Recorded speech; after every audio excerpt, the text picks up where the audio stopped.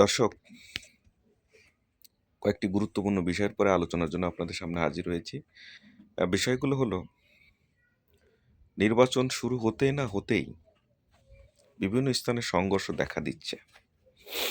যেমন লক্ষ্মীপুরে কথার লড়াইয়ে ভিতর দিয়ে ইসলামী আন্দোলনের নেতাকর্মীর সাথে বিএনপি নেতাকর্মীদের হাতাহাতি, এমনকি চেয়ার ভাঙাভাঙি শুরু হয়ে গেছে। সেখানে একটা প্রশ্নের উত্তর দিতে যেয়ে, অর্থাৎ জাতীয় পার্টির কাছ থেকে 2 কোটি টাকা দিয়ে জাতীয় পার্টির মনোনয়ন পাওয়ার জন্য ইসলামী আন্দোলনের জাকির হোসেন চেষ্টা চালিয়েছিলেন। এটার ব্যাখ্যা সে দিতে পারেনি, এবং দিলেও সে বলেছে এটা অস্বীকার করেছে। ভালো কথা, কিন্তু সেখানেই শেষ নয়।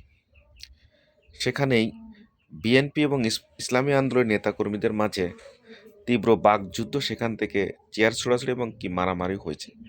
এটা অত্যন্ত দুঃখজনক এবং অনভিপ্রেত, খুবই কষ্টকর একটা বিষয়। পাশাপাশি হাসনাত আবদুল্লাহ এবং জাগপার প্রধান শফিউল আলম প্রধান সহ অনেকেই ছোট ছোট দলের যারা আছে, তারা আমাদের পার্শ্ববর্তী দেশ ভারত নিয়ে এমন কিছু আচরণ করছে, এমন কিছু উস্কানিমূলক বক্তব্য দিচ্ছে, যেটা আসলে সহ্যের বাইরে, যেটা দেয়া ঠিক না।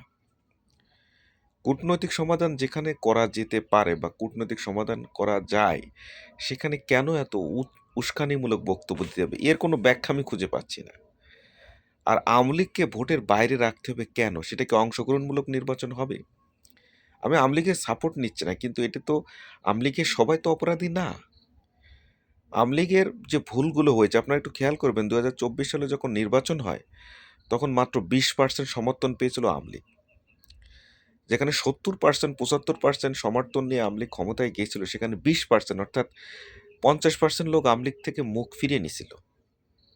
অনেক ত্যাগী কর্মীরা, আমরাও দেখেছি আমাদের অনেক সেন্টারে ত্যাগী কর্মীরা, নেতারা আওয়ামী লীগ করতে চায়নি, সরে আসছে। তাদের মনে দুঃখ ছিল, ব্যথা ছিল।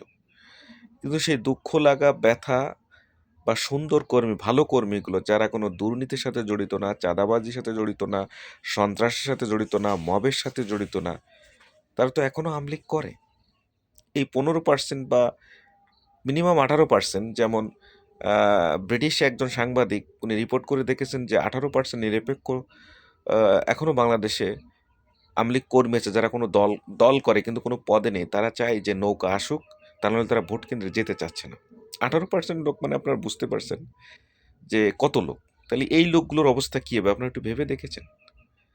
আওয়ামী লীগকে যদি নির্বাচনের সুযোগ দেওয়া হতো, সেক্ষেত্রে যারা দোষী, যাদের সমস্যা আছে, যারা দুর্নীতি করেছে, চাঁদাবাজি করেছে, সন্ত্রাসী করেছে, মব করেছে, অন্যায় করেছে, তাদের প্রচলিত নিয়মে, প্রচলিত আইনের মাধ্যমে শাস্তি দেওয়া যেতে শাস্তি দেওয়া যেতে পারত।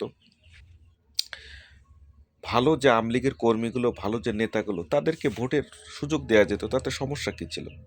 শেখ হাসিনাকে তো আইনের আয়তায় আনা হয়েছে। এখন আওয়ামী লীগ শেখ হাসিনা বাদে ভোট হতো, করতো, যদি সে জিততে পারতো তো বাংলাদেশে আসতো, না জিততে পারলে সে আসতো না।